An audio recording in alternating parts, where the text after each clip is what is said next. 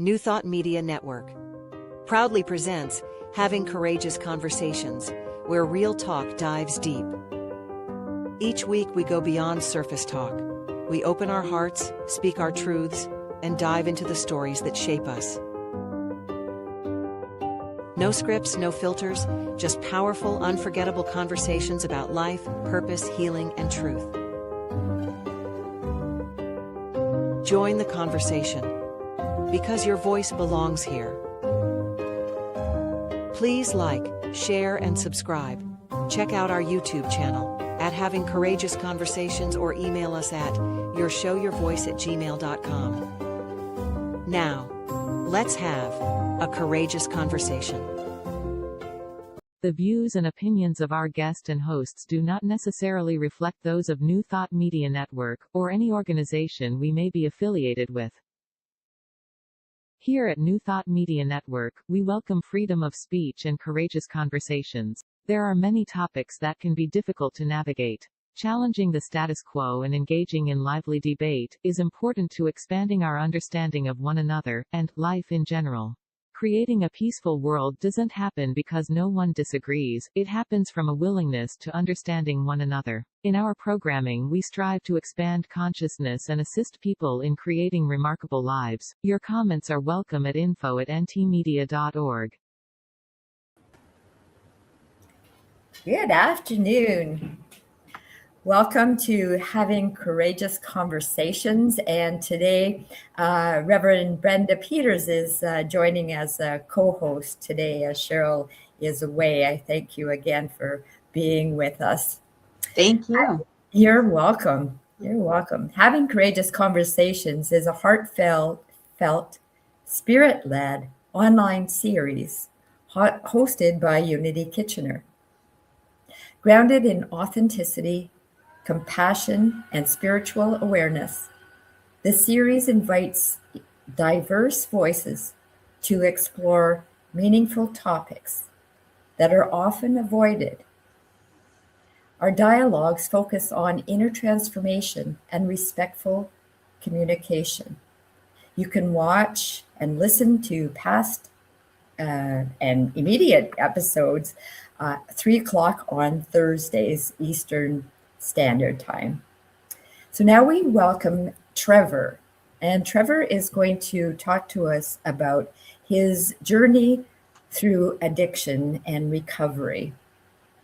When Trevor first shared his story on Having Courageous Conversations in the past, he spoke openly about the difficult path that led him through addiction, devastating health consequences, and the moment that became his turning point towards recovery. Today, Trevor returns to Having Courageous Conversations to share where he's at now and what he's up to. Before we start, Trevor, would you like to recap from when you spoke to us the last time to now? And Hi, so my name is Trevor Matkovich. I'm a recovering alcoholic and addict. Just as Mark said, I am very happy to be back on the show here. Thank you for having me. During our last conversation, I spoke about my journey through addiction and some of the consequences that came along with it. I lived a fairly normal life.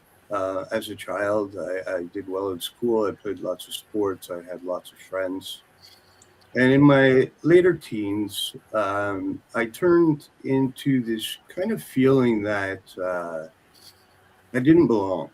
And that pressured me into developing new friendships with older people and kind of driving me in a direction that didn't see coming, to be honest with you. It started out just as a party thing, and it continued on like that for a few years. And there was no real consequence to it. We would go out, we would have fun, we'd go to Toronto, it would be a great time, and back to work on Monday or back to school, whatever the situation may be. And that was fun times. We had a really good time. But during that time, I did get exposed to drugs and alcohol.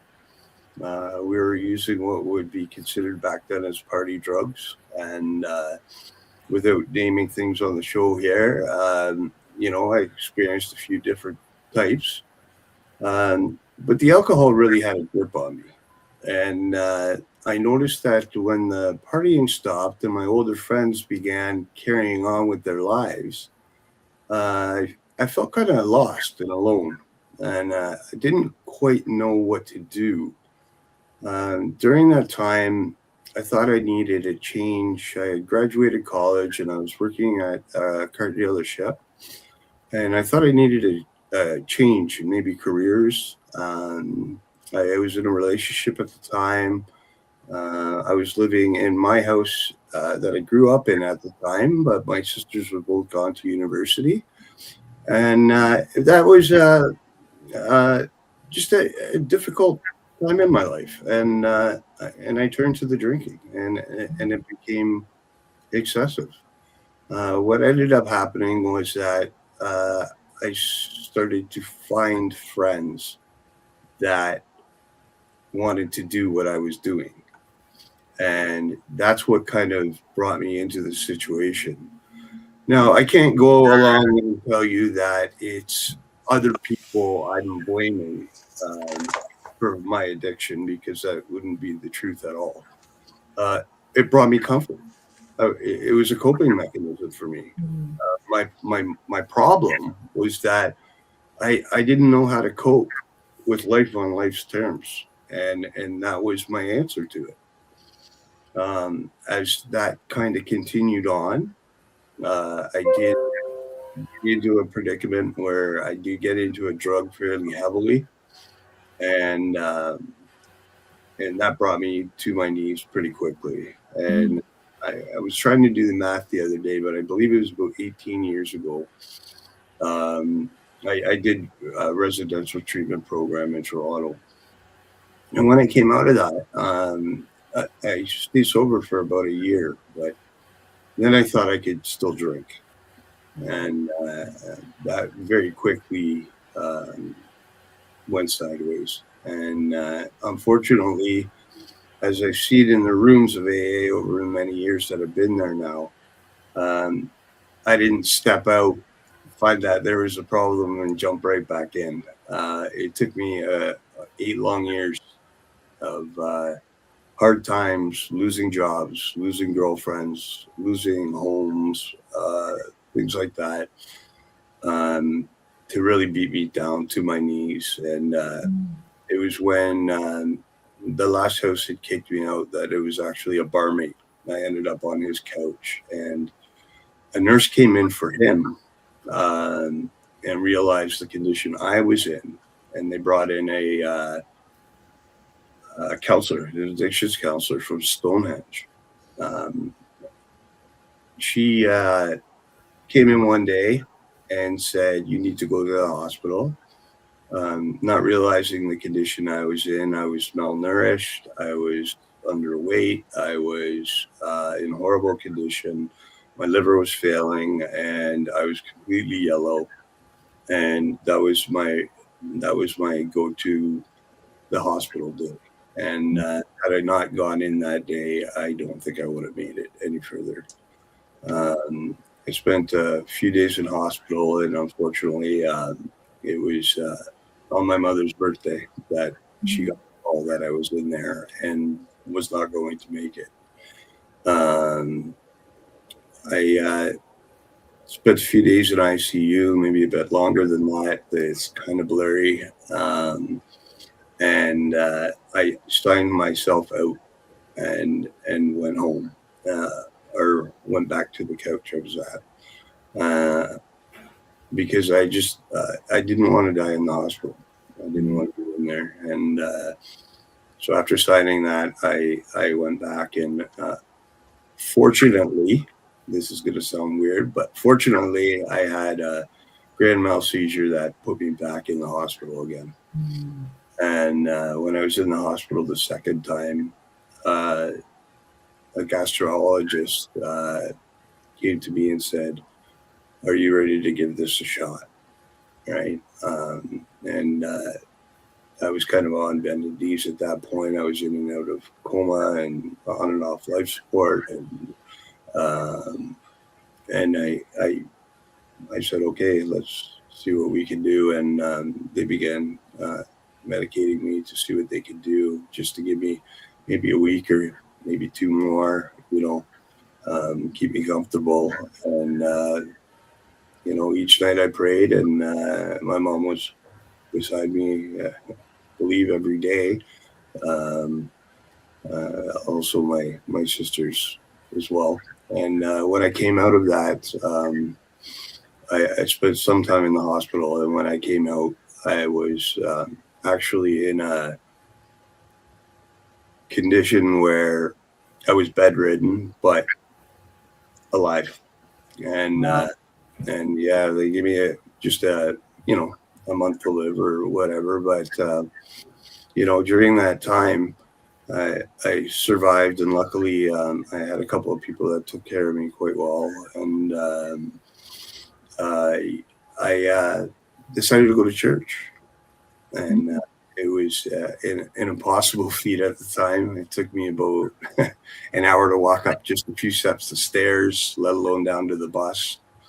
And when I got to the church, there was about 20 steps to go up into the door, and an elderly couple helped me in.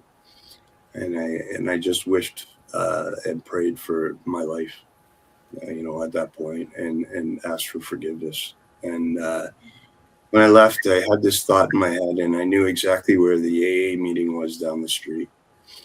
I got back on the bus, and it was the same bus driver.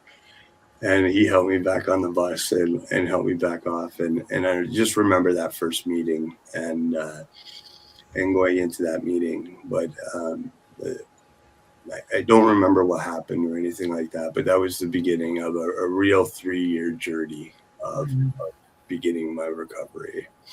The main turning point was leaving that hospital for the second time and realizing that this may not be true, but in my mind it was, realizing that my mother would be the only one at my funeral because I've lost everyone and everything in my life.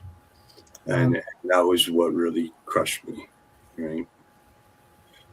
Leading forward from that, I spent 3 years in AA, sometimes 3 meetings a day, and that continued on. I still am a member of AA today. I had quite the psychotherapy, and the addictions counselor stuck with me. The time she spent was amazing. And then, moving forward from there, I suffered again about 4 years ago from a lung infection that I was back on. It's called an ECMO machine, and it basically bypasses your lungs.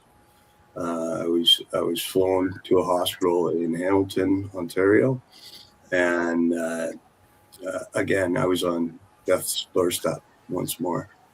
I had to come back from that again, and that was learning to walk and talk and all over again, which was a very difficult point in my recovery.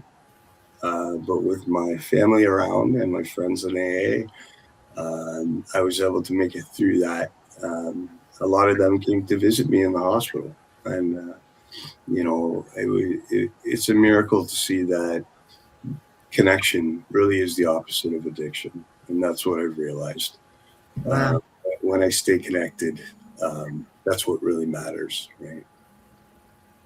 That's amazing, Trevor. Thank you for sharing so openly. You're putting yourself out there. You're being vulnerable, and you let us know that it wasn't like, okay, I flip switch, and you were dedicated. You are dedicated, I believe, to your life and moving forward in your life, and you're doing the work. And now it sounds like you're being an advocate for others. Before you continue, Trevor, I just wondered if Brenda had a question for you. Don't mean to put you on the on spot here, but just in case you do, I thought I would just. Well, I guess through all of your journey to sobriety and now even advocacy, what's the biggest inspiration or driver, or what keeps you going? My family, to be honest. I want to say it's a personal thing to strive to move forward, to progress. I do suffer, obviously, from the traumatic experiences I went through in terms of my health, my overall health. I feel the best I've ever felt in a lot of years, between the drinking and the recovery and everything. This is probably the best year I've felt, and I'm still going through some other health issues, but the main thing is my family came back into my life, and I've had this experience over the past over the past 9 years now of seeing their point of view and understanding their point of view, and living up to trying to live up to, not disappointing that, right? I felt ashamed of myself for many years. I felt the guilt, that weighed down on me. I want to say it was, depression and this and that, but it was really just my head going in circles about how can I make this better? How can I change? What can I do? Like, how can I be a better person, a better, and that actually brought me to just before I ran into the lung infection. Well, I should say just before, about a year and a half before. I fought with disability, and like Ontario disability and long-term disability, to go back to school to become an addictions counselor. And the reason behind that is the lady that helped me, right? And I had a good friend that said, just keep pushing forward. It's going to work out. Just keep pushing forward. And he kept telling me that. And he was taking a course at the same college I got into. And he said to me, you know what? I might still work at the bike shop when I'm done this, right? And I said, then why are you doing it? And then why are you pressuring me to do it, right? And he said, because it gives you purpose. Mm-hmm. It gives you meaningful purpose. And I truly believe that. And the one thing I kept in my mind is that if I go through all this struggle of trying to get into school and trying to get funding to get into school and things like that, what is the outcome, right? Like, at this time, I'm still so sick that, like, can I even work a job? Can I even, do that kind of thing? And a friend at a campfire the one night, he's got a couple of years on me, and he said, you know what your purpose is? To help one person. Like that one person was you at that time, right? Mm-hmm. So if you do all this work and all this effort, and you just help one person, that matters. That's worth it all, right? Yeah. And between that and what the gentleman said to me that was going to the same college at the time, it made a whole lot of sense, right?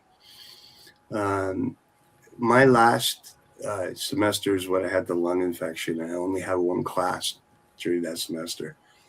So I missed 6 weeks of the semester. And the teachers told me to drop the class and take it in another semester when I got healthy. And I fought back and forth with the school and said, all I want is an opportunity to make up to 6 weeks, and I'll finish the course. I did, and I finished that course, and I graduated. I graduated with the President's Award at Conestoga College for addictions and mental health counseling. Yeah. From there, I had a friend in AA that knew the obstacles I had faced and things I've went through, and he worked at Real Hope in Kitchener, and he was able to take my resume in after I graduated, and I began working part-time at a youth residential facility. It gave me so much joy to bring my life experience and what I've been taught in school and put it all together and really make it work for others, right? I worked jobs that I always thought benefited me in the past, or I was striving towards a goal that was kind of a social goal. This felt totally different. This felt like, I was really making a change and making a difference, and it really helped me in my recovery to stay strong and move forward. And it's unbelievable how much you get back from helping others. That feeling just doesn't go away. It's truly special, right? Being of service. Yeah, absolutely. Right. Today, I kept in contact with the people at Stonehenge over the years, and I'm sure Kristen wouldn't mind me using her name. She's the CEO of Stonehenge now. She was actually my counselor's manager at the time. And over the years, I've had the opportunity to speak for Stonehenge, with Stonehenge, to the residents, to the community, which has been a great, forward step in my life. Having the opportunity to be here today is another perfect example of how we can shed some light on how the world can change, for just one person that, many people gave up hope on, right? And I don't blame them, not one bit. But that it becomes an asset, if you let it. All those trials, all those tribulations, all those stumbles, and all those things along the way only makes you stronger. Only, things are put in your path, Someone will say, if you pray for patience, you're not going to get a day off. You're going to get something that makes you have to be patient, right? I don't like that. No. But it's the truth, and I found that along the way, right? The harder I fought against these obstacles that stood in my way, the stronger I became. Today, I'm married to a wonderful woman. I couldn't be happier, and my life changed dramatically. I moved from St. Mary's from Kitchener to St. Mary's. We have a lovely little home here. 2 dogs now, a great big one and a little one. They're wonderful, keep me company. I have a great connection with my family and my friends. I was just speaking to you before the show and said, I got together with 40 other members of AA in a golf tournament last weekend. And it's just wonderful to hear from everyone and have some laughs and have some jokes and see how wonderful life can be, and when you put the drugs down or the bottle down, you don't need it. You honestly don't, right? I'm not saying it didn't take a lot of work, a lot of, overthinking myself and sleepless nights and everything that comes along with it. But I look for those things that I'm grateful for in life today. A sunny day, a kiss from the dog, just certain things, when you're walking down the street. I live in a little town now. People say hi to each other. It's nice. It's a friendly place, right? And I was lucky enough a little while back that I spoke with the newspaper here, and it's kind of funny because nowadays you don't think of the newspaper as something that people even pick up anymore. But we get a newspaper every Thursday delivered to our house, and it's delivered to everyone at St. Mary's. And I was able to speak to one of the writers there, one of the journalists, and he said, you have a great story, so can we put it out there? And I said, absolutely. Not realizing it was going to be on the front page, but so yeah, it was the front 2 pages of the paper, and I got a little bit of feedback from people, whether to have shared that in a small town or whether to not have, and they said, you know what, it's time to be an open book. It's time to let people know it's okay to be open about it, and it's okay to be open about your suffering too, right? Not about just the good points and the recovery and the things that have happened. I know they're tremendous, and it's unimaginable, this life that I lead today, compared to where I was, 10 years ago. But it's true. It's come true for me, right? And it's a miracle, to be honest with you. But I couldn't have done it without the connections I have to the people that surround me today. Wow.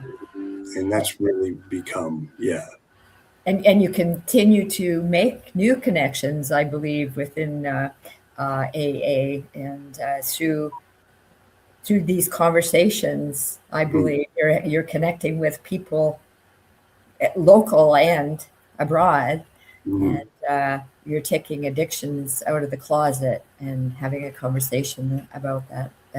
That's amazing. We're about to go to commercial, and I suspect that you're going to bring us to your advocacy now. So maybe a good time to pause for like 2 minutes, and we'll be right back. So don't go away. Okay. Having Courageous Conversations is proudly sponsored by you.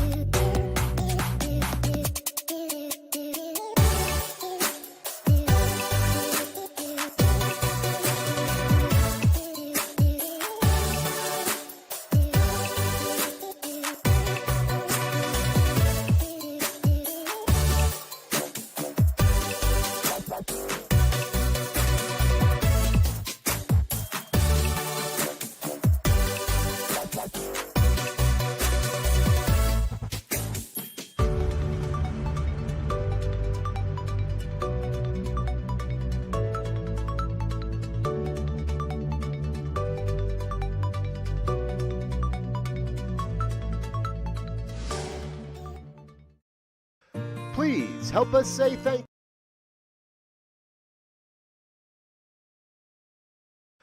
Please help us say thank you to all of our organizational sponsors, including the Hefferland Foundation, Affiliated New Thought Network, International New Thought Alliance, Science of Mind Archives and Library Foundation, Center for Spiritual Living Denver, Center for Spiritual Living Midtown, New Thought Philadelphia, Center for Spiritual Living United Life, Sunshine Cathedral, Planned Happiness Institute, Summit Center for Spiritual Living, One Heart Retreats, Universal Joy Center, Unity Kitchener, Unity Spiritual Center Ottawa, Home Center for Spiritual Living, Satya Center, Begin Within Ministries, Center for Spiritual Living, North Jersey,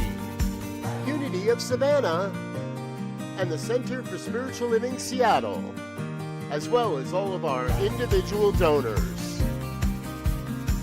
On behalf of New Thought Media Network, thank you, and please like, share, and subscribe. Having Courageous Conversations is proudly sponsored by Unity Kitchener.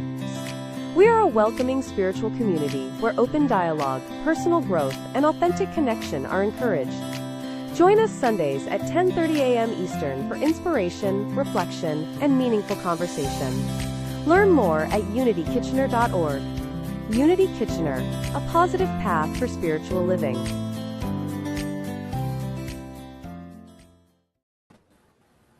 Welcome back. Nice. Okay. As we begin to talk about advocacy, I just want to just kind of point out that there's still quite a bit of stigma and discrimination against people who use drugs, are homeless. There's many reasons that people fall into addiction. And, you know, not every homeless person is an addict. People need to be individually looked at and taken care of in that sort of passion, in that sort of way. We all have a different journey and we all have a different recovery. And, you know, there's things that make us each special.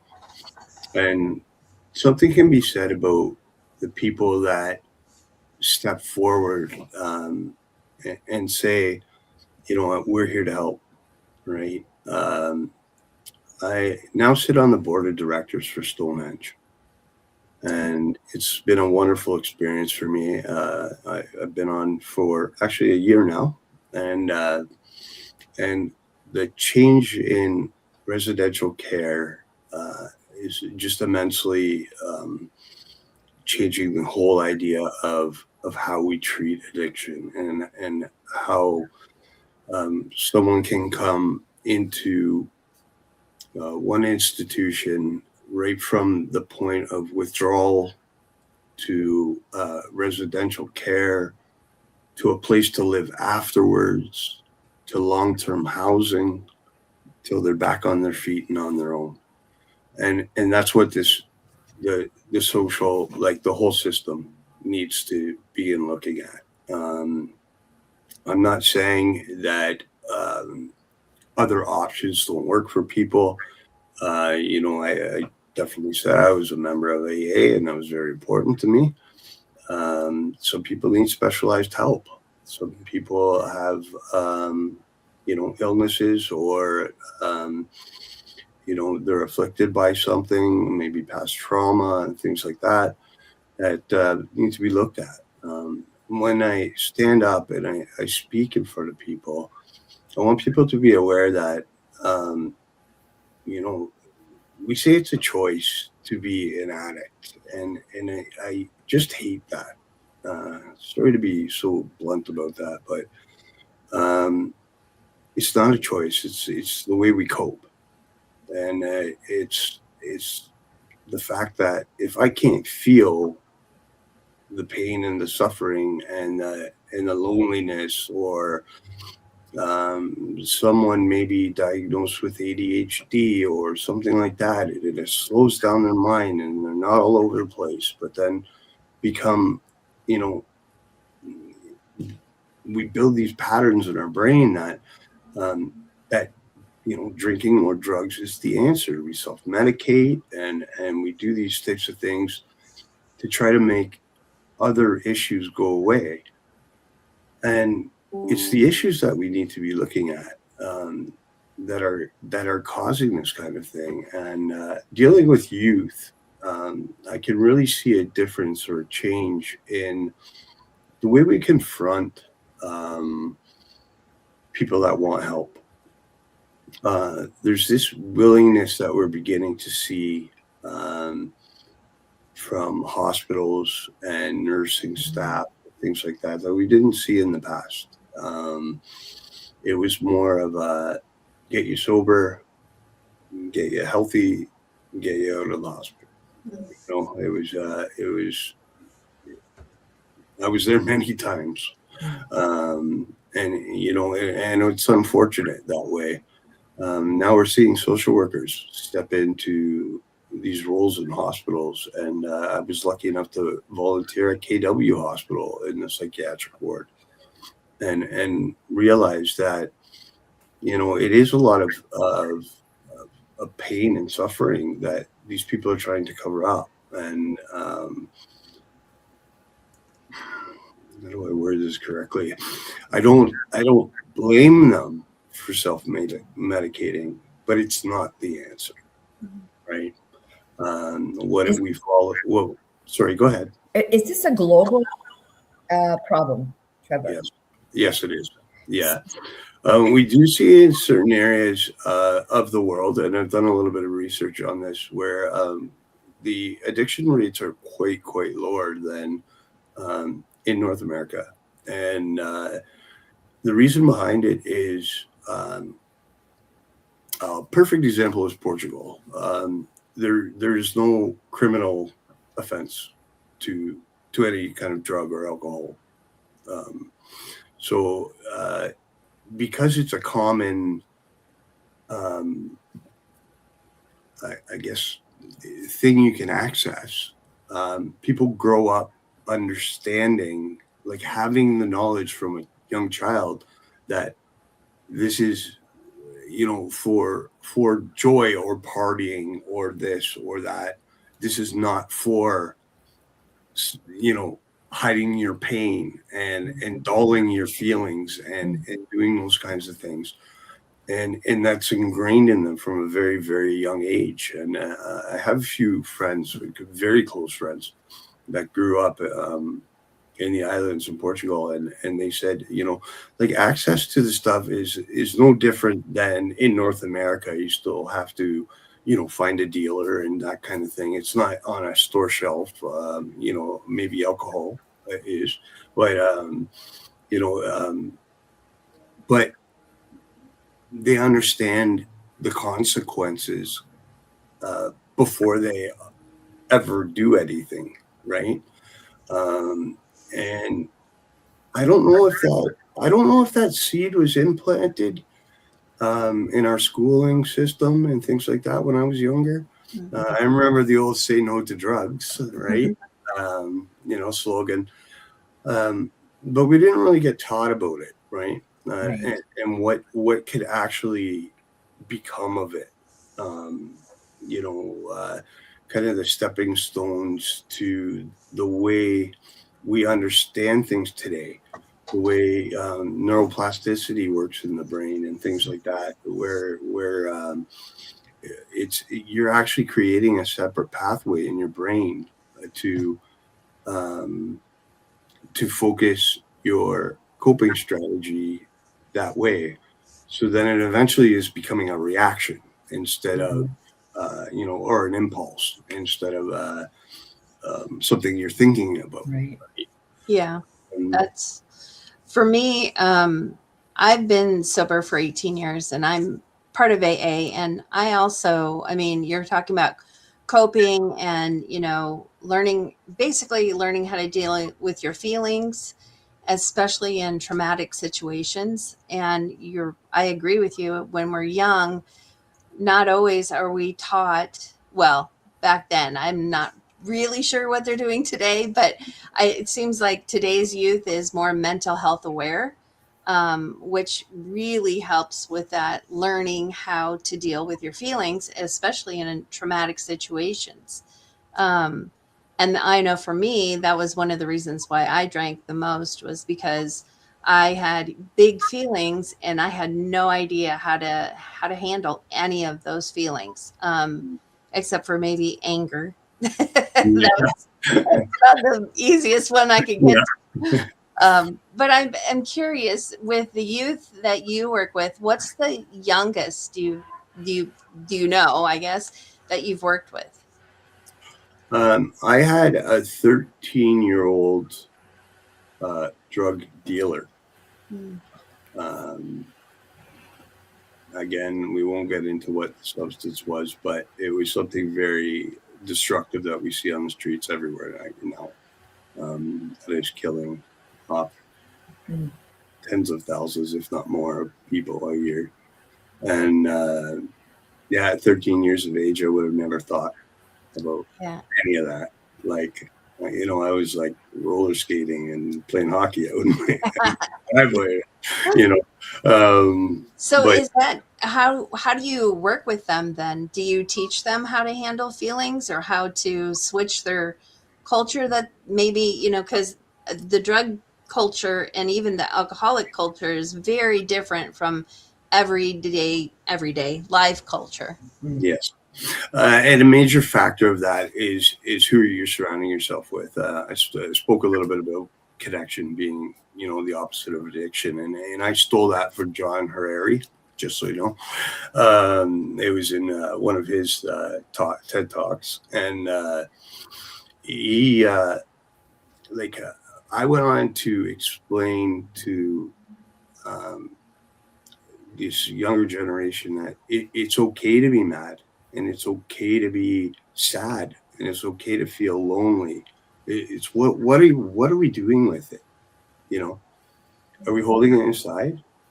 Because that's not the answer. Are we talking to friends that listen, or are we just posting it on social media? Are we, real feedback from real people is the answer. And Brendan, I'm sure you can agree with me on this one. When you have a sponsored AA, they're going to tell you the truth, and sometimes you're not going to like it. And I remember that, and being someone that's 13 years old and thinking you're invincible, and like I had conversations about. I can't get too in depth, obviously, but we had conversations about, like, what if you get caught by the police? Oh, I'm a juvenile. What are they going to do? A few months, whatever. Like, well, what's the difference between that and being in here? Like that kind of attitude towards life, right? Yeah. So it's trying to change their experience in the time that you have with them, to see that life outside of that drug life, that for me it was that bar life, right? Outside of that life, there's so much. It's so beautiful. Like, the world is just a place to be explored, and we live in one of the greatest countries in the world, both of us, right? And there's there's beautiful people to meet, beautiful people to see, and if you're feeling lonely, it's okay to talk about it. You shouldn't feel ashamed of feeling down, or feeling depressed, or feeling like you want to cry, or and all these things that we hold in to try to keep this image about ourselves, because we want to look like everyone's picture on social media, right? Everyone's happy. Everyone's going on a new trip. Everyone's going here. Everyone's going. Who posts the bad stuff, right? Who posts Eating that great meal. Yeah. Right. Like, I want to hear about, your bad day at work, or your, like the ticket you got on the way home, or like no one ever reveals that kind of stuff. So when you're trying to live up to these unreal expectations of what you're seeing in society, it's just not reality. And getting them to understand that is quite difficult at a young age. But when they get it, it just is like a light goes on, right? And then they go, okay, now how do I change, right? Well, and that's what I was going to ask you. Do you have the same type of program for kids that you do for adults, that you walk them through until they're sober X amount of times or something like that, X amount of years, through the whole journey, rather than just getting them sober and sending them on their way? And that's the key, right? Ongoing intervention with anyone is the key. But some things, I'm an addictions counselor. That's what I am. I'm not a psychotherapist. I'm not a doctor. You know, and sometimes people need those things, right? Maybe they need a proper psychiatrist. Maybe there is an issue there that needs to be helped or dealt with, right? And those are very important facts. So when it becomes past my, so they're sober, they're getting their life together, they've now found a job or a group of friends or things that make them feel comfortable, or their families accepted them back home at a younger age, or even at an older age, a wife or a husband accepts them back. These are the types of things, where this is the part where I was talking about the importance of families and the importance of the support of the people who are supporting the person. Mm-hmm. And that's where I feel I've found my practice falling into now. The idea of supporting the family so that they can give that ongoing support when they're done, when they feel like they're done with the counseling, right? Mm-hmm. It's nice to have someone there, and I love to get updates from people, to tell me how they're doing, whether it's good or bad, just to tell me where they're at and things like that. And then you reach out to former clients and see how they're doing.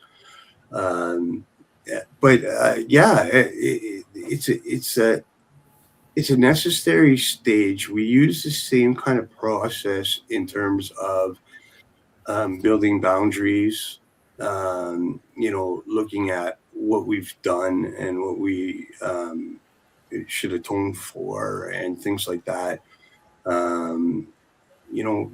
Seeing our part in what we've done and being willing to change. And supporting that willingness to change, right?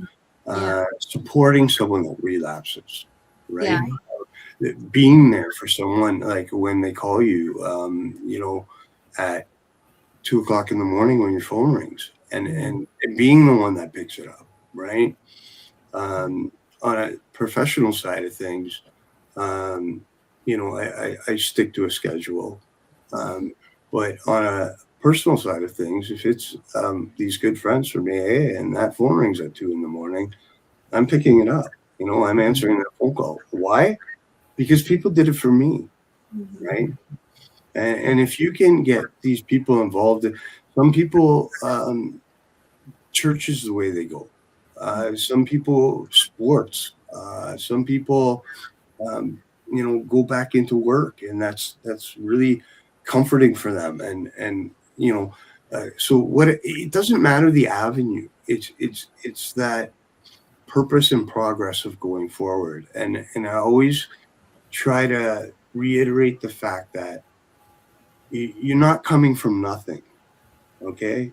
You just had a stint in your life that, was hard, right? You're going to make it through.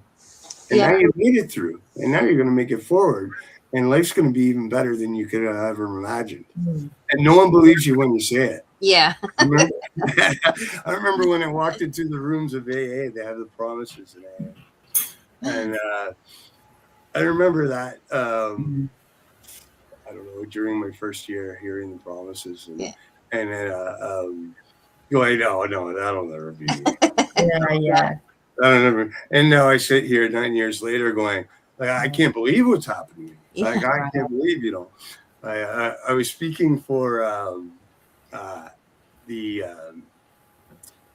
city council and stuff like that for at a Stonehenge event and supporters of Stonehenge. And I was able to just a quick 15-minute little blurb, and it was the understanding that these people that support these organizations and these communities don't understand what they're providing on a frontline basis.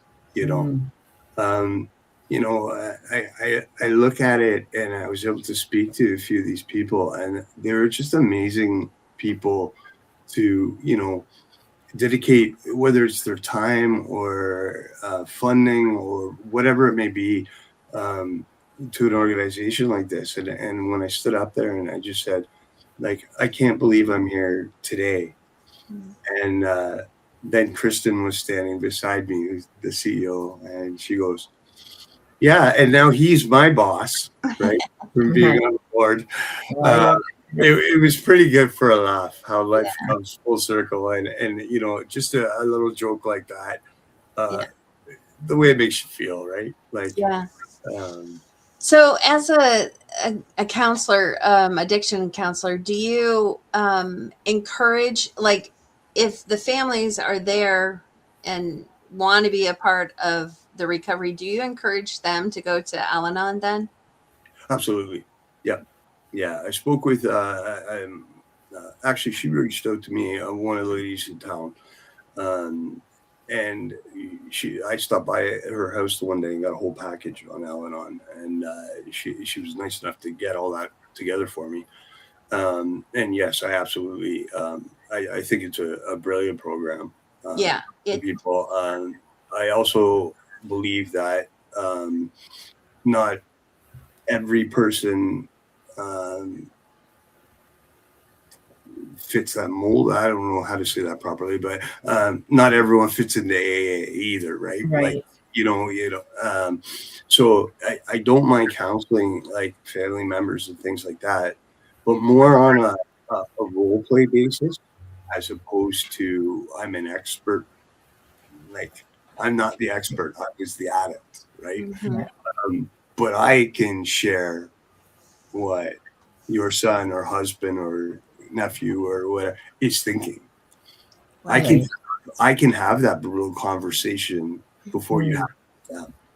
Yeah. It's those types of things, and how setting up boundaries and not enabling and things like that you learn in Al-Anon, right? Are so important to change, right? Yeah. Absolutely. Yeah. I that's actually how I came into AA, because I was in Al-Anon for 10 years and then figured out, oh, hey, I've got this disease. And so, but it is, so there are a lot of, even it's getting more and more to the place where there are more people who are alcoholics who are now in Al-Anon too, because the only requirement for Al-Anon is friends and family members of alcoholics. And as an alcoholic, I have lots of friends that are alcoholics. Yeah, exactly.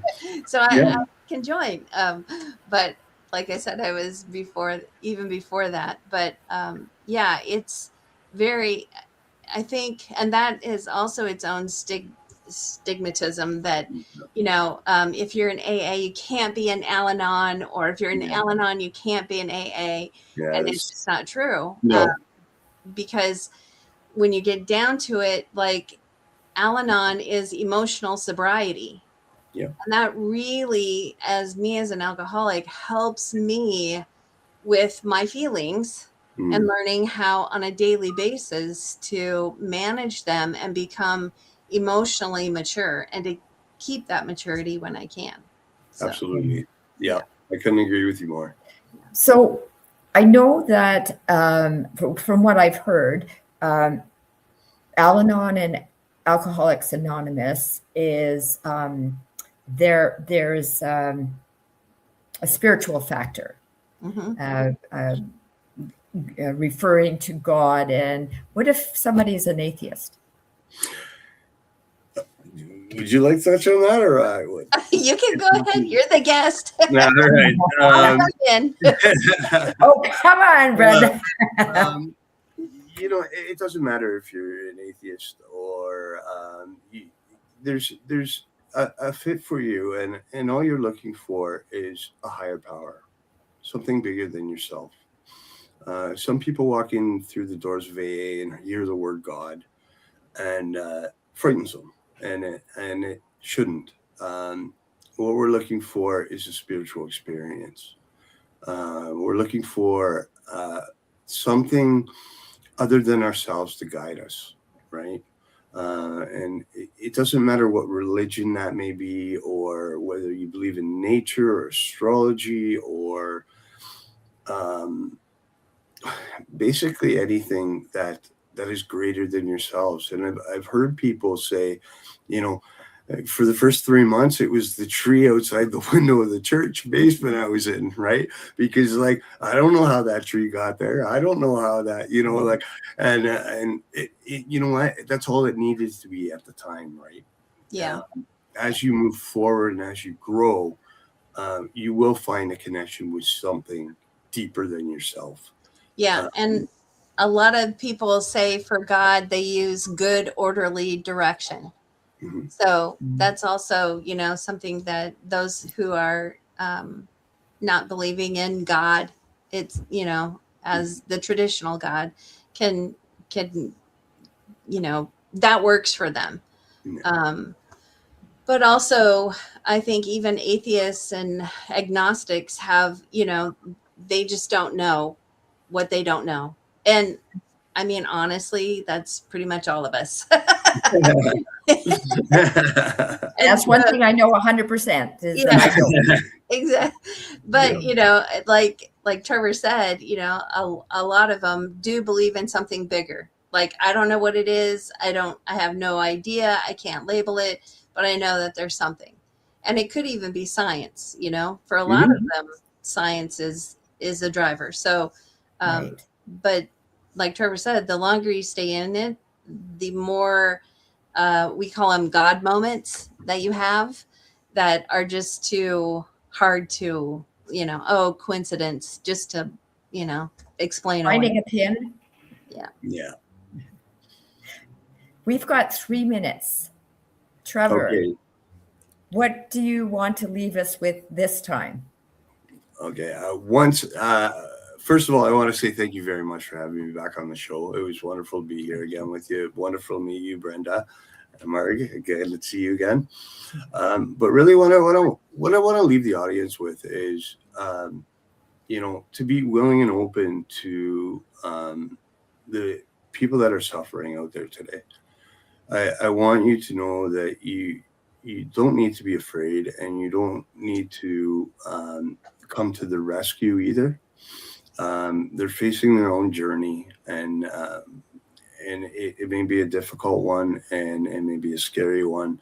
But there is professionals, there's people to help, and we do our best, you know, as we can, to help people along the way. And you know, a kind word, a loving handshake, a smile goes light years when you're feeling lonely and down and out. You know, buy someone a coffee. Thank you, Trevor. Do something so minor. It doesn't matter to your day, but it will mean the world to them. And that's what I can leave you with today. Thank you. Thank you, Trevor. Thank you, Trevor. Brenda, final words. I thank you again for having me as a co-host. This was great. I love it. I could talk recovery all day long.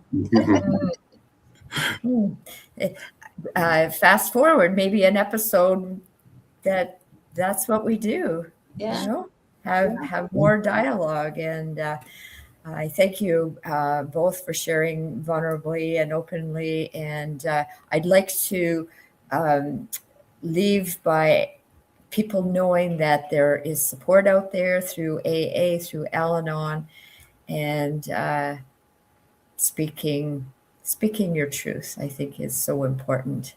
I look forward to seeing you next week, Thursdays at 3:00 for Having Courageous Conversations. Thank you, Deja, in the background, for keeping us going. And I wish you all a great day. On behalf of everyone at New Thought Media Network, thank you for being a member of our virtual family.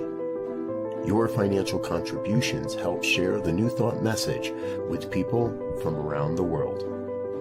Please visit and contribute at www.ntmedia.org/donate. New Thought Media Network. Come be you. And please like, share, and subscribe. Until next time.